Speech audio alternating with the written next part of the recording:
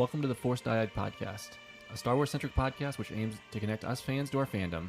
Each episode, we discuss recent shows, movies, and what's new in books, comics, and gaming. We share our favorite theories and touch on our collectible hobbies, all in an effort to connect the galaxy far, far away to our own.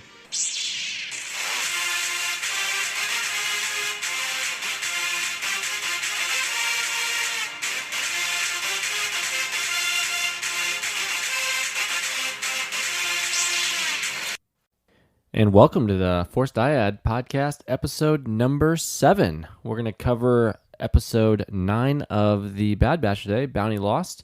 As always, it's Jedi John here with... Obi-Sean. Hello there. Oh, hello there. How we doing? We're doing good.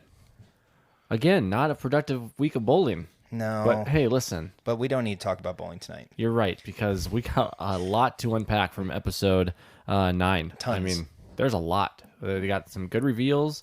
We got some just good character development, and yeah, exciting stuff. Yeah, I mean, for a 7-ish minute episode, that includes credits, so 24-minute episode. Packed. There's a ton of stuff that comes out of this, and I can't wait to talk about it tonight. Yeah, so we'll jump into it right after we plug our socials real quick.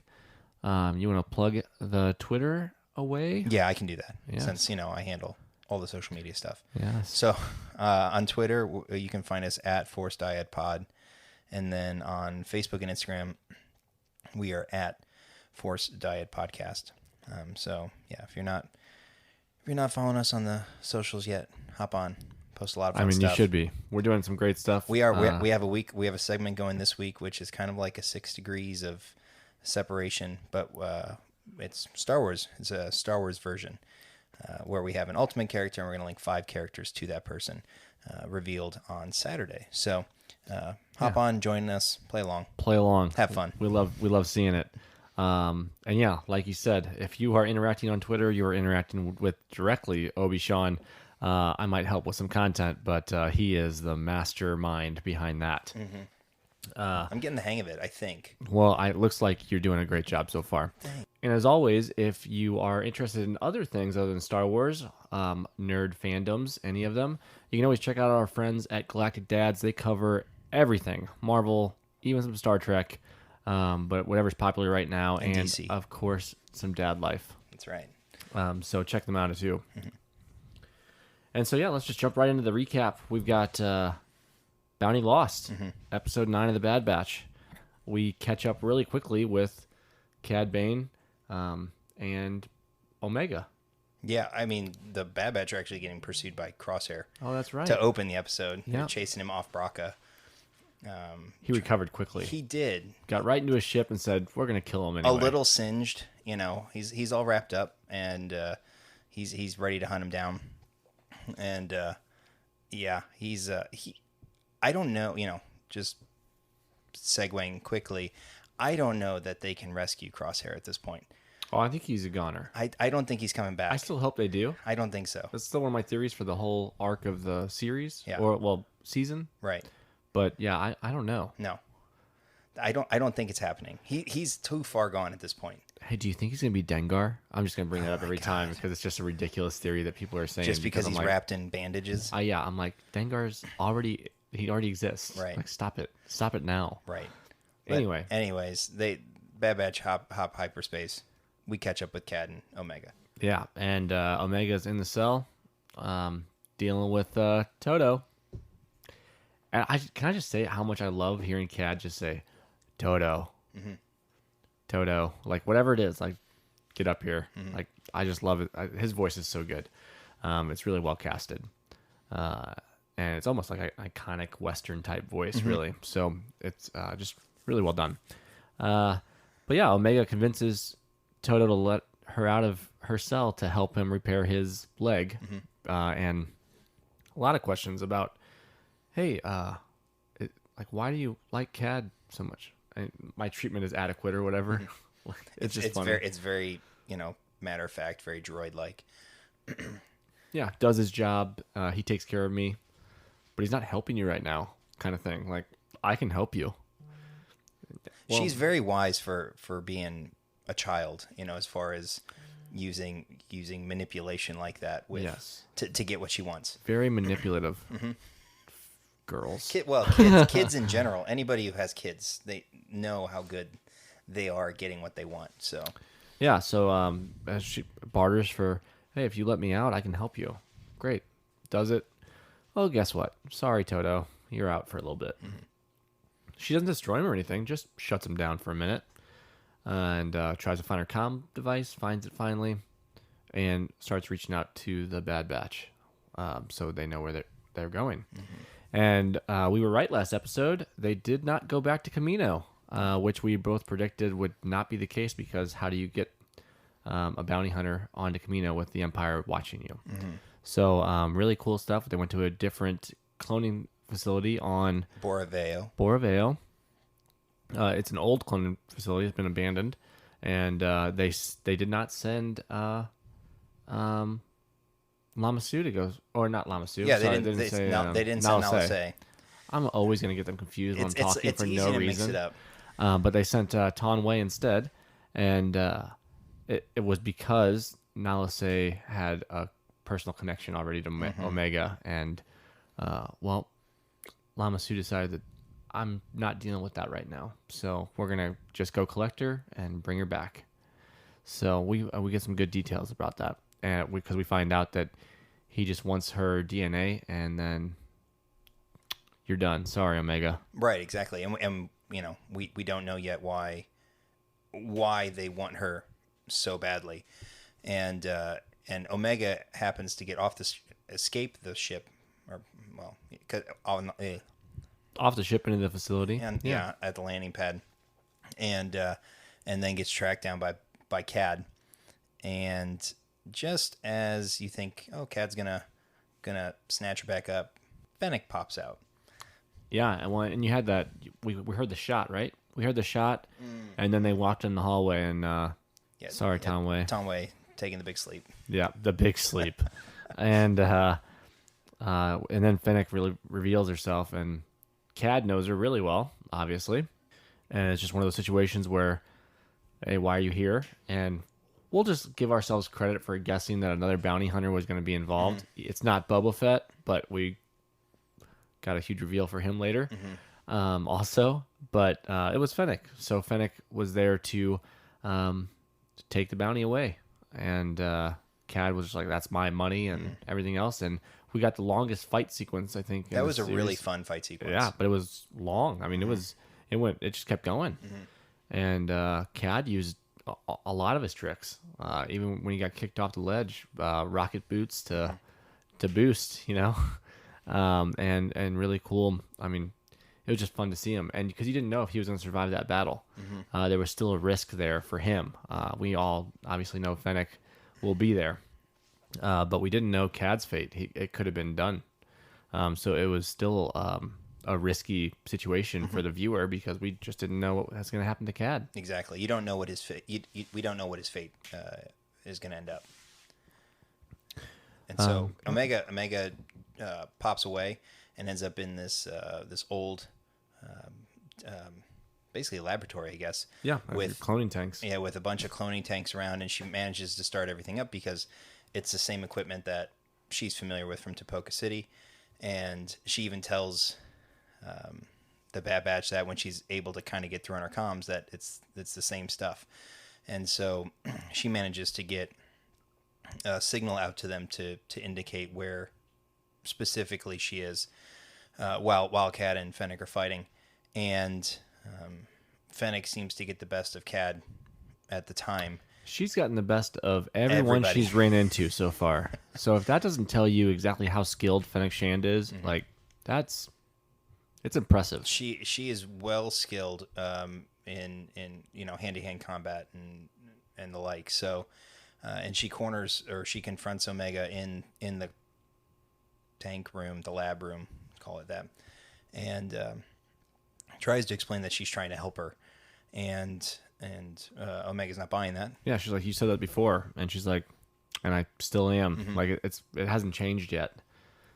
And so she ends up, Omega ends up dropping a tank of looked like old Caminoan, Caminoan. Yeah. on her, and we'll talk a bit more about some theories surrounding that later. But and she manages to escape or to run off, and she tries to use one of the escape pods to blast off world, only to find it. It wasn't exactly up to par with the code, Right? We'll say it ran out of power. And all the while Toto's trying to capture her and bring her back because he feels like he's betrayed, or he's failed Cad, which he did. He did, and and so Omega's in the pod. She's falling back towards the planet's surface, and then she's caught, I guess, midair. I don't know. I'm not sure what they gripped her with, that. but Wrecker's there. The Havoc Marauder just popped in and said, "Hey, there's a falling ship right there. I bet that's our person." And the hatch opens and there's Wrecker. Her BFF, her big bro, and she gets brought back on board. Realizes Hunter's alive still, which is big moment for her. News to her. Huge news. Well, actually, that's kind of revealed earlier because he talks to her through the comm. Yeah, that's right. I forgot about that. But anyways, but seeing him still, yeah, that's big for her, and they have the whole group kind of has the family, end of Full House, everybody coming in for a hug sort of moment where they're all reunited, and Hunter makes a promise to her that she's not going anywhere. She's staying with them. Yeah, you're never going back to Camino. Right. That was the promise at the end of the episode, which we are just like, I think you might have to. In my eyes, like, even just not her, they all will, I think. Right. At some point. So that's going to be interesting. Yeah, and so, I mean, that's kind of where the general episode, wraps up. And except for the reveals that we got. Which we'll talk about. Well, I mean, we found out who that's Fennec true. was working for. Good point. So we've got two Kaminoan hired bounty hunters working on the opposite side of the ball here, which is kind of cool. So Nala Se has hired Fennec to basically protect Omega and keep her safe. And I think originally she didn't know if she was safe with the Bad Batch, so that's why she sent Fennec after her the first time when we met Fennec. And then this time she knew she was in danger, so it was I need you to go get her and make sure she's safe. And then at the end of the episode, she realizes that if she's not coming home, she's okay. She's better off with the Bad Batch. Exactly. So, cool reveal there that I think we kind of... You were right. Yes. I'm just going to say it. You were right. The Kaminoans, I mean, we had the revealed last week, but it's full on. Yep, they're the ones who sent out the bounty, and yes, I am the best. Round of applause for Jedi John. Smartest man alive. Sometimes that works out. Yeah, the simple answer is usually the correct one, especially for a children's cartoon. It's not very childlike. This is not. No, there's still some dark scenes, but I mean, gunning down an innocent Kaminoan in a hallway isn't very child friendly. There's a bounty. Anyway, they do what they must. Right. Well, I mean, the end justifies the means for them for sure because they get paid. As long as the money's right. Exactly. Whatever they want. Good stuff. And so that basically that's the recap of the episode. Do we want to go into ratings real quick? Yeah. What grade would you give it? So I thought it was a solid 8. Well, 8, just because I thought the battle scene between Cad and Fennec was just awesome. And while you didn't see a ton of the Bad Batch this episode per se, you got to see Omega trying to be as resourceful as possible, which we knew she was smart, but immediately she knows exactly get the comm, and then let's get the comm again, or we'll get a different comm to figure it out. And she's still just a kid, so it's still impressive the things she's doing. But we did learn this week that she is Omega for a reason. And I think that upped it a little bit also because it gave us the reveal of why she's named Omega. Right. So, what about you? So I really enjoyed the episode. I thought, like you said, the fight scene was really good. For a 24-minute episode, there was a lot of info. it's more exposition as opposed to action, whereas like last week's episode was all about the action, and so, and then obviously you get the big reveal with Cad from last week. And so this week there's much more reveal in the exposition than the action. So I would give it, like a mid 8, so like an 8.6, 8.7. And I think the last 2 weeks have been, the last 3 weeks, going back to Rex's episode, I think have all been really, really quality episodes. So what does IMDb give it? IMDb gives it 8.5. And just I always like to read some of the reviews that people are giving and why they're giving things, and this is sometimes very dangerous. But I'll just use 2 of them that I have right here. 8-star. So more Bane, titled More Bane. That's it. We get more Cad, and that takes priority over the rest of the show. And I'm thinking to myself during reading this comment right now, yeah, he had Omega. So, and he battled for Omega, which was the episode, was the battle for Omega, who was going to end up with her. Well, and we got all of 90 seconds to 2 minutes of him last episode. It wasn't like it was a Cad-centric episode. It was the reveal at the very end. Yeah. He showed up, shot Hunter, took Omega. Yep. It was like a 3-minute thing. So it would make total sense to pick it up with the guy who just stole Omega. The main character of the show at this point. I love reviews. Reviews makes no sense. And then the other one, although being a filler episode, which, again, I don't feel like it was a filler episode, and taking a step away from the overall plot, the episode was really good. I won't get into lots of detail, but this episode picks up directly after the last one with Omega being... Oh, yeah, just goes into recap now. But this is definitely one of the better episodes of the show. Can't wait for next week. So, got a 10 out of 10 for that. But thought it was a filler episode. And I immediately am just like, how is it a filler episode when she literally was taken and the Bad Batch had to get her back? Which you could call a fetch quest, I suppose. But this is a different kind of fetch quest. Yeah. Yeah. I mean... Go find a dagger in a desert. That is a fetch quest. Anyway. Well, you're talking about Omega being more resourceful, this particular episode. And she's gotten so, progressively more resourceful each episode. And it goes back to what we talked about a couple episodes ago with us and the RPG element. She's got her... She's got her weapon. She's got her comm link. And now she's developing her skills, as you would expect. But I think the RPG it's still my favorite. It's so good. It's a lot of fun. I enjoy that. I picked up ground loot. I got my weapon. So yeah, I mean, the overall episode was a lot of fun. There was some peril. There was some excellent action scenes, and there were big reveals. Yep. And one we didn't mention yet, but we're going to. Do you want to run theories, or do you want to run the episode names now? That's what we're gonna do. Let's do theories based, or let's do the breakdown based off the big reveal from this last episode. And then we'll go into the next batch of episodes. Sounds great. So I think the big reveal of this episode was the fact that Omega is directly connected to Boba as Alpha and Omega, which I know earlier on the pod I was talking to Sean, and I'm like, hey, Rex was originally going to be Alpha from the Clone Wars movie, and they stripped him of that name and made him Rex, and now they decanonized the writing of that and said, you know what, Boba is Alpha now.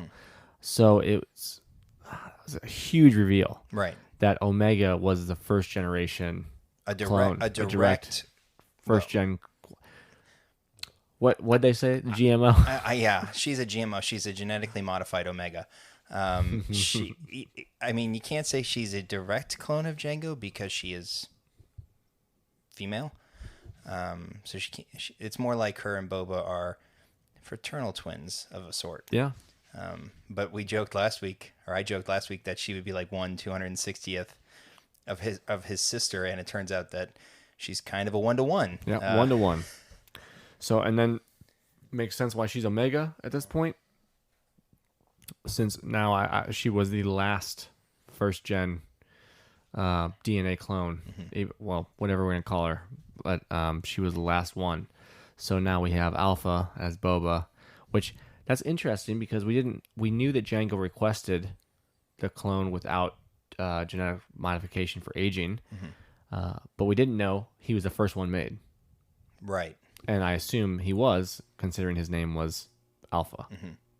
Well, Also cool. And it's interesting too because that means Rex is a direct, a carbon copy clone, because she said that a couple episodes ago. Which, I mean, I know you just said he's Alpha. He was codenamed Alpha, but she makes a comment about him being a first generation clone, and she can tell by the lines on his face, and so it's probably because, she's familiar with. She knows a lot more about the cloning process than I think we can understand yet. I wonder if she ever met Jango. Well, no, she wouldn't have. Well, she could have. I wonder if she ever met Jango. Yeah, it would have been. Yeah, she could have, potentially. Because Boba was, what, 10-ish in Attack of the Clones? Yeah. And she would have to be slightly younger, but not much. So... Well, they could have saved... I mean, they still could have taken his direct bloodline and done it. I mean, it could be 10 years difference. But it can't be because we know in Attack of the Clones, Boba, I think, was 12. I'm going to butcher that age right now. We'll have to look that up later. Well, I guess 10, but yeah. 10 to 12 during the Attack of the Clones, and then now we are through Revenge of the Sith, which was years later. A few years later. So he's like 16. Boba should be roughly like 16 yeah. Anyways, that's kind of getting off the big... It is. But still, at the same time, like, yeah, at some point they ran out of Jango's blood because... thanks, Mace. But she was the last one's first gen, and they didn't give her the aging modification either. So interesting stuff. But they did change her.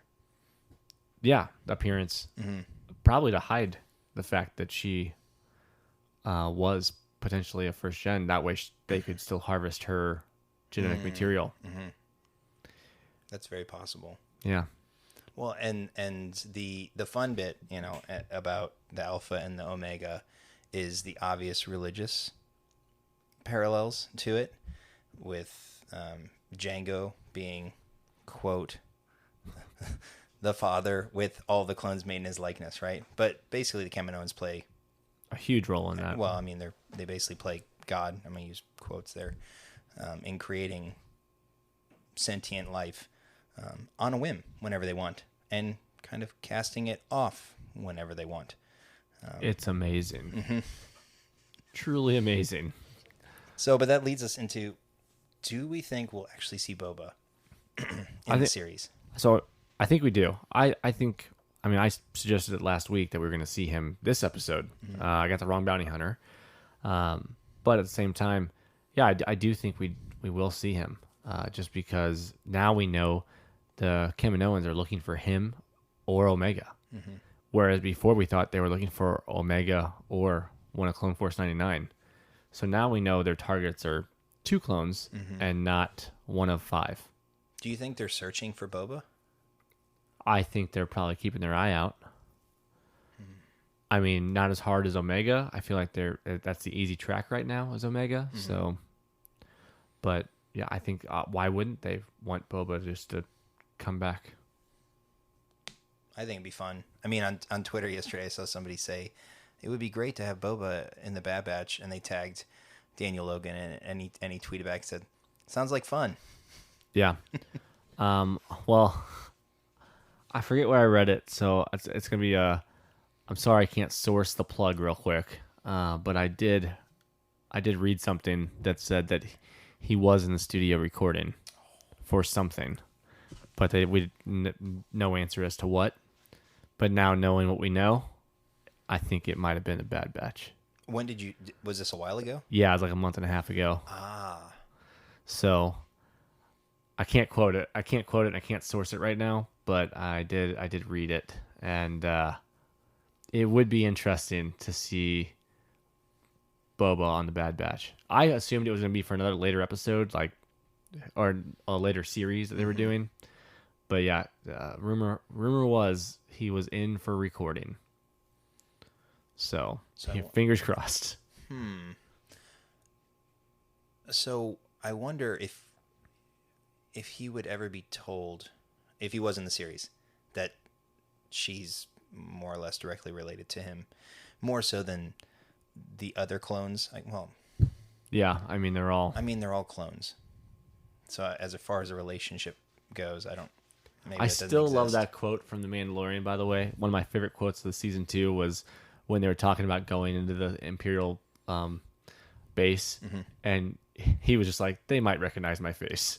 Oh, Like, yeah. just hilarious. Like, I loved it.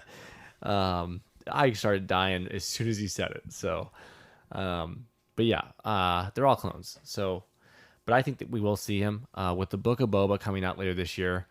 They're starting to fill in like canonical gaps for Boba, just like with War of the Bounty Hunters, they're filling in gaps of the story we don't know about him. So I just think that this year we're going to get Boba, leading right up to the Book of Boba. 2021 is the year of Boba, which is okay. That's not a bad thing. That's okay with me. I'm not upset. If you've seen my room, which check out Twitter, it's on there. So yep. But yeah, so that was a big reveal. Obviously, we have some theories around him showing up. I don't know how or when or what's going to happen, but I do get the feeling we're going to see him in the episode, in the show. Where do you want to head from there, bud? Good question. Well, so one last thing to touch on with Boba and Cad is one of the things that's going around too is the appearance of a metal plate or something on Cad's head, and how that might relate to the unaired or unfinished Clone War arc where Boba and Cad stand off, and Boba shoots Cad in the head, right about where that metal plate is, indicating that, which Tech kind of alludes to in the fact that he's disappeared since the Clone Wars. But it sounds like they've gone ahead and subtly hinted at the fact that did actually take place. And while we may not have actually seen it, maybe we'll see it in a flashback, whether that's in the Bad Batch, or it would be really fun to see it in Book of Boba with a live action Cad Bane. I mean, the Mandalorian's already Western-like. People would be losing. They would lose their mind. They'd just lose it. Because then you can start to theorize who gets to play Cad Bane, and that would be a lot of fun to just throw out different actors to play him. But it appears apparent that duel did take place and is in the past. So the only way of us seeing it will be via flashbacks. Yeah, good stuff. Which would be cool. Good stuff there. So I think it'd be fun to pivot. I mean, we can pivot to one of two things. We can talk about Kaminoans in general. Jump into it. That's where I want to go right now. Okay. So one of the things, another big thing we learned from this episode is, and it's kind of hinted at through other means, is the Kaminoans' view of clones. And life in general. Right. And how they're just willing to, again, cast out or cast off or kill, in this case, a clone once, in Omega's case, once they've got what they want from her. And it's kind of, if you do some research into the Kaminoan society as a whole, that's actually pretty common.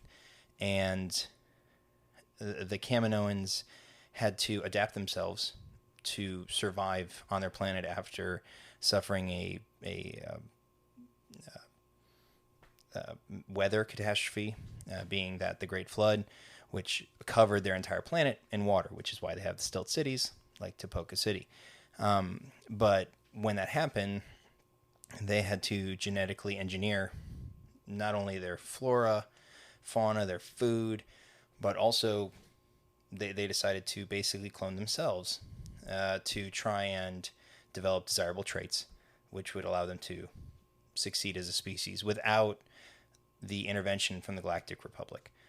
because they viewed outside intervention as an opportunity for takeover and stuff like that. So when they go to Boraveo, it's almost like the Kaminoan clone specimens that are there in that room are evidence of a past that maybe might not be too distant. I mean, it's pre-Clone Wars, but it may not be that old. And so the way that Lama Su talks about Omega as being completely expendable is very on par. Which for me, I'm just trying to figure out, and I know it's more theory on it, right? But if it's the blood that she has that you want, why wouldn't you keep her around for more? Mm-hmm. Why wouldn't you want your host? So there's something specific about Omega that they absolutely need. Mm-hmm.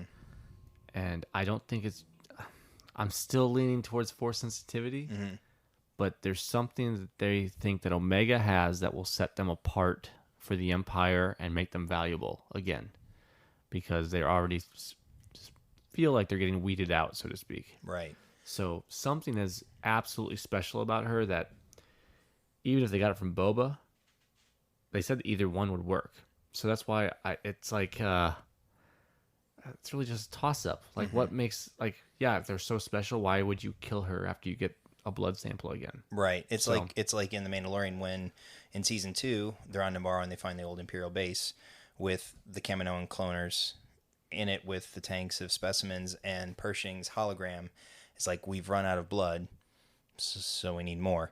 So to your point, if what she has is so vital, why would you get rid of the source? I mean, inevitably it will run out. So wouldn't you want to hang on to it? Unless you could just pull that from future specimens. Because if it's a direct copy before it starts to degrade, then presumably you could get more. You could pull it, stronger strains at least, or at least similar before it starts to dilute, deteriorate. So maybe that's their thinking behind it. But yeah, I just didn't. That's the only part of the episode I didn't really understand, because I'm like, if she's so valuable, why would you terminate her? Because you still are going to need blood at some point. And I don't understand how having new clones, just normal clones, is going to help them. Yeah, that's why I'm saying there's something else about her, and maybe we get a bigger reveal about Boba during this show. Oh no! Don't do that. Oh no! Don't do that. I mean, you could. Why not? Right? He's one of the best bounty hunters in the entire galaxy for a reason. Maybe because he is also. No. Oh my goodness! What are we going? That's a wormhole. That would be. Yeah, that would be all sorts. If you think the Twitter sphere is losing their mind over the recent discussions surrounding his ship, if they turn him into some sort of bounty hunter Jedi hybrid thing, they're gonna lose their mind. Imagine Book of Boba. He just whips out a lightsaber out of nowhere. I've just been hiding this for a while. I'm kidding. I don't think it's gonna happen, but maybe it is partially Force sensitive in some area. That way, maybe a heightened awareness or something. You never know. But it would be cool. But they obviously have something very special about them that the cloners want, and it can't just be about the blood, because you'd want to keep your host alive, even imprisoned. You'd want to keep your host alive for sure. And there's really no, there's not enough time to build up an army that would rival the Empire. So they can't. And where would they put it? Exactly. There's nowhere for them to go. They can't all just hang out in Topeka City because there's very little space, and there's not exactly land for them to expand onto. Though I did learn in doing the research about the Kaminoans in general that their old cities, they use the winged creatures that they fly around on and kind of go underwater. They travel down to their sunken cities to revisit them. That's cool. So I thought that was an good tidbit there. Interesting point. We like it. Yeah. So to kind of close it out, the need for Omega it has to extend beyond just she's first generation and is related directly to Jango. There has to be more to it than that. Unless Jango, well, no, because Jango lost to a Jedi, so I'm not going down that wormhole either. But he was quite skilled at battling Jedi in his day, which is why he was chosen to be the host initially. So, anyways, that's kind of my blurb on Cam and Owens. Yeah. Seeing as how they do take such a prominent position in especially this show, right, and to an extent, The Mandalorian and the success of the Republic, and we'll see what the Empire does with them. Mm-hmm. So the next thing, kind of wrapping up the Bad Batch discussion, would be we did get the next 5 episode the names for the next 5 episodes. So we're going to talk through those real quick and maybe throw out a theory or two surrounding some of the names. So this week, this Friday, this episode is named Common Ground. On July 9th, you have Devil's Deal. On July 16th, which happens to be my birthday, you have Rescue on Ryloth. The following week, July 23rd, you've got Infested. And the last Friday of the month, you have War Mantle. So, I mean... There's a lot there. There is. I mean, the names... I'm actually not excited they gave us the names because it makes me change some... Well, not change, but make some theories that I might not have. But that's the fun part. I know. That's why they release it for us to talk about. I know they did. They know what we need. So let's talk a bit about our thoughts from some of the names. Yeah, so Common Ground is really tough. You don't really get a whole lot from it. I mean, it's kind of hard to be like, this is what's going to happen on that because it's Common Ground. It could be just Clone Force 99 finding more similarities between them and Omega than... I mean, it could just be that, or it could be something else. Yeah, Tech is really tight-lipped about... I have a feeling he discovered the whole first generation thing a while ago, and he just leaves it. I think he just assumes everybody else knows what he knows. That's true. He's just like, how did you guys not know that? I don't understand. Do you not study this every day? Yeah. So it's just... But yeah, I think you're right there. But it could just be... Because we really haven't seen Echo a whole lot around Omega either. Mm-hmm. We've seen him teach her how to shoot and stuff like that, but I'm thinking that they might get closer as a team still with Omega. Mm-hmm. So, but who knows? Devil's Deal I want to talk about. Okay. Go for it. I think it's going to have to do with Sid. Yes. I think they're going to make a deal with Sid that they might not want to, but they feel like it's necessary. More necessary than, say, just getting credits. And it's going to be working for someone they don't want to at all. Like she might actually give them you're doing this for them or something like that. Mm-hmm. And I think they know that at the end goal of it is going to be rough on them, whatever it is.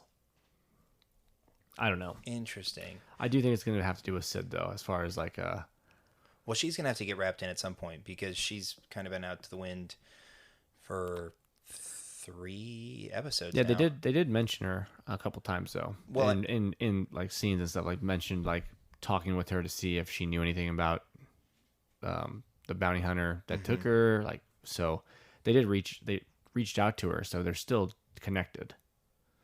Oh yeah, because Right, you're right. They did ask about Cad, but she had no info, and then Echo figured it out. Found it, yeah. You're right. So I guess it's been an episode and a half, because she was at the beginning of episode 7 with Rex. Right. So Devil's Deal would be interesting. What do you got on that one? Do you have anything? I don't. I was trying to do some research into whether there was some hidden like squad or group or called like, the Devils, like a devil dog or the devil dog or something like that. Which I think is a Marines terminology. Anyways, the other thing that if you go to mythology and everything else, if you make a deal with the devil, generally you're trading a life for something. Mm-hmm. So or soul, right? Soul, right? So pretty. And we know that Star Wars loves mythology, or those tropes. Yeah. So little concerned. little concerned there. We might, hopefully, we don't lose anybody, but I am worried. I wonder if they're going to be tasked to hunt Crosshair for the Empire because he failed or something like that. Well, you would think he would still report back in. So, I'm trying to think of something that would be for the Bad Batch, something that's, gut wrenching to the point where, like you said, they know they have to do it, but they don't want to. Yeah, that's possible. I don't know.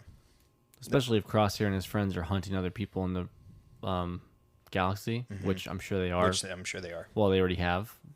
So if they get hired to stop the squadron that's going around just killing everybody, that's what they're gonna have to do. Yeah. The next episode, Rescue on Ryloth. I think we all have a very similar theory on what's going to happen there. Yeah, I mean, there's so we visited Ryloth in Clone Wars, and it's a planet of Twi'leks. Yep, and we did visit in Rebels later on also. Oh, right. But I mean, right. Rebels is after, so right.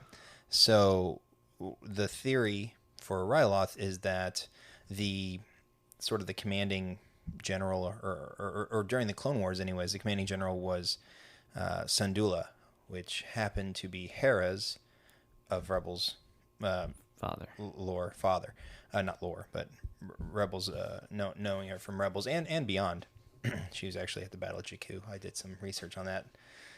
Anyways, so the thought is, we'll get to see her perhaps as a young child, or younger child. Yeah, younger. Well, it won't be super young, but right, getting ready to run off and join the rebellion on her own terms, and then eventually circle back during the Rebels timeline, which is interesting. So there's a lot of things that could happen here. Obviously, I'm thinking that what if we catch up to Kanan again? Already? It's potential. We don't know how him and Hera meet each other. Mm-hmm. So what if he was on Ryloth, and maybe the Bad Batch got wind of they need to save the Jedi that they left on. Yeah. Maybe. Yeah. I mean, because that's the question: is who are they rescuing? Exactly. Right. So, or it could be Hera. They could be rescuing Hera, because I know her father did not want her to leave. Right. So. Anyways, so that would be fun. I bet you, I would be willing to bet the scenes that we see with the ATTEs in the city center is from that episode. Yeah, because the Imperials take over Ryloth, which we, again, catch up to in Rebels because General Syndulla is still fighting the good fight. Right, and the senator that was on side with the Republic during the Clone Wars quickly flips allegiances to the Empire and basically is like a puppet leader sort of thing. So, anyways, that should be a fun episode. Like I said, that comes out on my birthday, so I'm really looking forward to that. I will be taking that day off of work. Maybe I'll get around to golfing if the weather cooperates, and we'll be watching some Bad Batch. So the next episode, Infested. I don't know if you have anything for that one. No, the only thing I can think of for Infested is what if we went back to Geonosis? I was thinking Geonosis too. That's all I'm thinking. I'm like, well, there's a lot of bugs. I was like, there's no reason to go back to Geonosis. There's not a whole lot of reason. The Clone Wars covered it in depth. I'm not sure that there's a reason to go back, but outside of that, I mean, I don't have a good answer for what it could be. No. So looking forward to it, but yeah. And then War Mantle. Oof. That I think is going to be a fun one. Because that's episode 14. So that's 2, right? 10, 11, 12. Yeah, 14. So we're 2 away from the season finale at that point. And things are clearly starting to transition as far as the galactic military, or the Imperial military is concerned. So I'm waiting for the episodes to start to get longer, for them to start to just keep hoping that they're going to get longer. Or extended somehow. I mean, unless they're planning a second season, which is totally fine, then keep it shorter. But, I mean, there's been no talks of a second season that I've seen so far. So we may only get 16 episodes, and there's a lot to do in the last 6 episodes. Are you sure? Or 7 episodes. Yeah, I mean, I really hope we get another season. I've not seen any news or stories about a confirmed second season at this point. But anyways, make it happen because we want to watch more. So make Bad Batch season 2 happen. Yeah, just add it to the hashtag list. Come on, Solo. You can do it. You can do it. That'd be fun. Solo. The first Solo gets a bad rap, so I hope for Solo 2 every day. Mm-hmm. Well, and I think it'll be good. Amelia Clark's like, yeah, I'm on board with doing more Kira. So, but we're getting off topic there. So, but War Mantle sounds like it'll be a very, it could be a very Camino centric episode with Rampart and Tarkin, and kind of seeing how they begin, or maybe they're halfway through it, phasing out the clones. What are they doing with the old clones? Are they just? They're not getting. Let's face it, Tarkin cares about the clones as much as the Kaminoans do. As Lama cares about the Kaminoans. I mean, they're not going to just. I don't think. Well, the clones, I guess. Right. I don't think they're just going to blatantly get rid of them because they are soldiers. They're still soldiers, and they still control them, and they're still loyal to the Empire. So, or to an extent. Long live the Empire. Right. So, anyways. So you know what? If that guy from The Mandalorian, that I forget his name now, the guy they sat down with, if he played Cad Bane, I would be stoked. Anyway. Oh, yeah. That'd be good. And if you guys don't know who I'm talking about, it's from episode 6 when they went to the Imperial facility and Din Djarin and Mayfeld were sitting down with the commander. Yeah, and they were talking about Project Cinder. Cinder, yeah. Operation Cinder. Yep. And if his voice was Cad Bane, or live action Cad Bane, Anyway, that's a good voice for it. Because that was something they talked about too. Is that in Book of Boba he'll be something like 75, and like Cad Bane actually would be that old. Oh yeah, so it would fit. It would fit. Now a bunch of people are saying, oh, he won't be in there because Duro's only lived to be like 70. So, but there's no reason that Cad Bane can't be an extra 5 years older and get thrown in. Just for fun. Just specifically, we don't really know how Duro's live yet because they haven't been in any films. Right. So there's no standard. Right. Standard life. So that wraps up, I guess, the upcoming episodes. Yeah, very exciting stuff. Though I can't believe they gave them to us all. They gave them all to us. Well, Disney gave them to us. Yeah, well, that's what I'm talking about. I can't believe they did it. Thank you, Disney. It was one of the nice things they did. Yes, I think they were making up for something.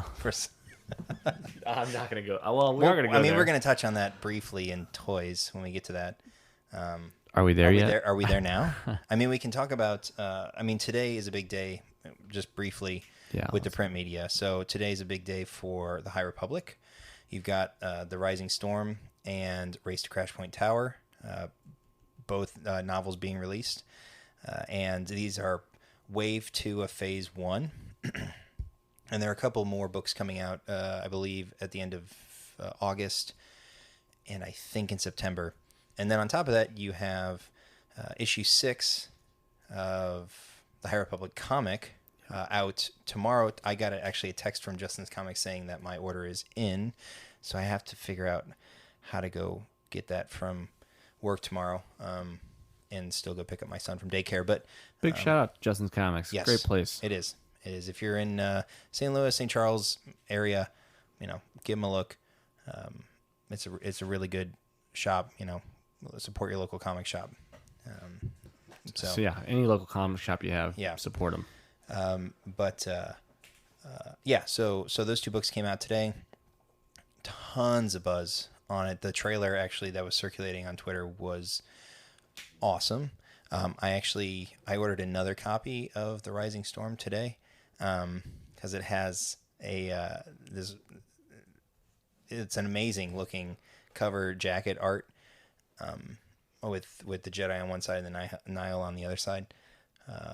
I'm going head first into this High Republic stuff. Just diving right in. I'm just going to eat it all up. So yeah, big day for that.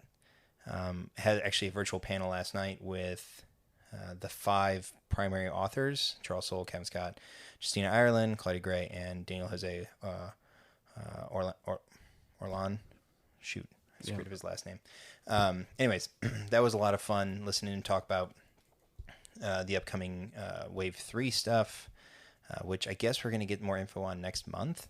I don't know if that means July or August. Here we are at the end of June, but that was a fun little 45-minute to an hour roundtable with all the authors, talking about how they got into Star Wars and how they write together as a collective, trying to keep everyone's story straight and stuff like that. Which is cool because they don't.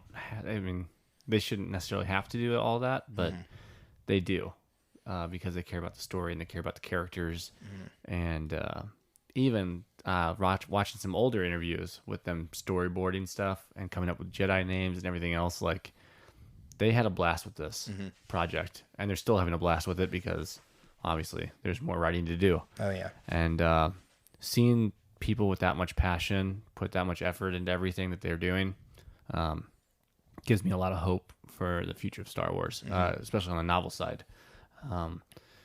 So yeah, it's great to see. Yeah. So that kind of wraps up print media. Yeah. We'll pivot into toys. Toy news. Do you want to go first with your recent acquisitions? I bought something new for the temple, and then I'll talk a bit about Lego stuff, both the good and the bad. So I do some vintage stuff. I don't do a ton, but I caught a deal from a local toy shop for an auction, and I landed myself a vintage B-wing fighter from Return of the Jedi. So the toy's older than I am, and that's just exciting for me. It still works. We had it out before the show, and we were messing around with it, and the wings fold out, and the landing gear all works, and the cockpit rotates as you turn the vehicle because it's weighted to do so. And you know what? I mean, it's just a great piece. And the vintage vehicles and toys are, they're just so cool. Well, and they're harder to find. They are in decent condition. Yeah, the ship's in good condition. The box has seen a lot better days. It definitely looks 37 years old. Yeah, but at the same time, it's almost expected, and that's probably why I got a deal on it. Because if it would have been a mint box and sealed or something like that, one, I couldn't pull it out and play with it at all, which, well, it's a toy. But also, as I look around a room. As you look around a room full of boxes. Full boxes of toys. But the ships and stuff, like, that's what they're meant. They're meant to be held and flown around a room, and you play with your imagination in those instances. I know I've got my giant TIE fighter over here, too. But like the vehicles, especially, like as a kid, like I've got the Millennium Falcon from the 90s or whatever, cool. With the lights and sounds and everything. And it's just, those were made to hold and fly around a room with your toys inside them as you're destroying a Death Star or whatever else. So, the ships hold a special place in my heart because that's what they're meant to be played with and shown off and out of the box. So, ships for the most part come out of the box for me. The figures themselves, well, you'll see it on Twitter. Well, and that most of those ships had, like you said, playability, sounds like. Have you had a chance to put new batteries in it to see if any of the electronics still work? I don't. I have not yet. Okay. So I literally picked it up 2 days ago. Okay, because the instructions do say that there's a battery. Yeah, the outside says it's got laser battle sounds. Yeah. So I also have to figure out how those work. Because even opening it, like the functions on it are cool because it's not like the press a button, the wings fly out. You gotta twist the thruster and stuff like that. So it has cool functions to it. But yeah, I definitely have to find the battery compartment. And if it doesn't make sounds, you can always just go pew pew pew as you fly it around your living room. I'll do that anyway, probably. So but yeah, but that was a cool acquisition for the week for me. Other than that, Black Series continues to roll out figures. Nothing new this week, which is kind of nice. Your wallet appreciates just some new pre-orders that went up for like some past figures that got re-released. But I don't need them, so I'm saving that. Yeah, that's pretty much it. Question for you. I saw something on Facebook about it was like a what's my Star Wars thing worth sort of thing. It was a collectibles question, and it centered around, I guess, Walmart exclusive carded back or figures and how they arrive in horrible shape and the bubble packaging. Have you experienced any issues with like Walmart or any of those exclusives that you pre-order in the hopes that, you know, it shows up in good shape and then it doesn't? Oh yeah.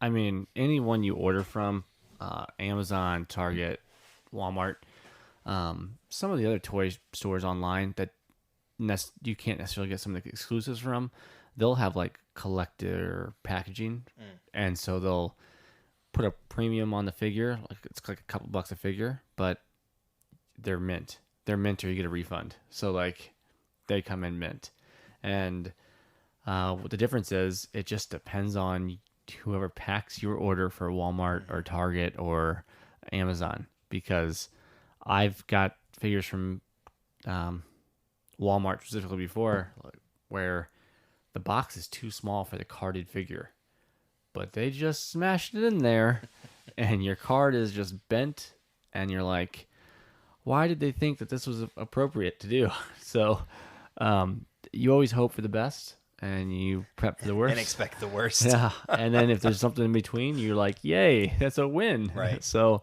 but then again, I've also had Walmart packages come in mint. So I've also had stuff from Hasbro come in all banged up. Now they're really quick to take care of you, except it's like exclusive sold out item. I forgot to bring your Endor sets again. Yeah, anytime you want to bring those over, I'll find no room for it. You have but no space. I will find somewhere. Yeah.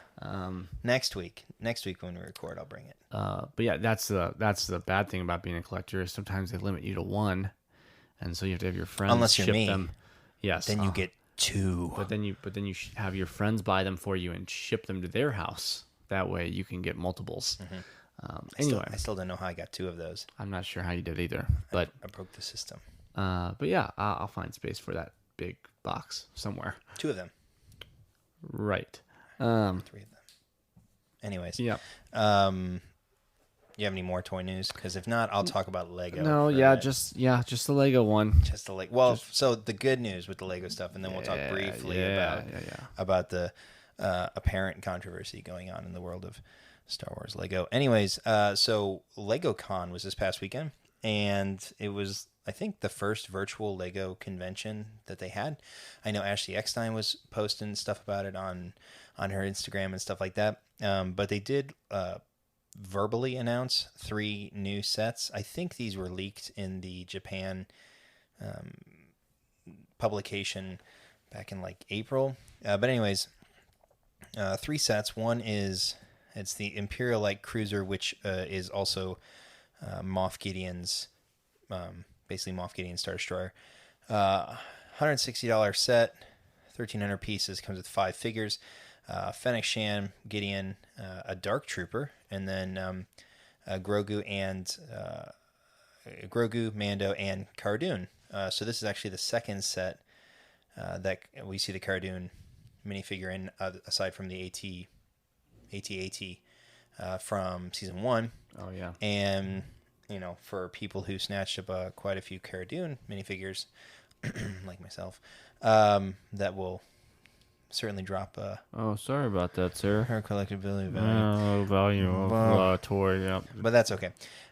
The other 2 sets, we've got a $40 Imperial Armored Marauder set, which is basically that like troop transport that they steal on Navarro.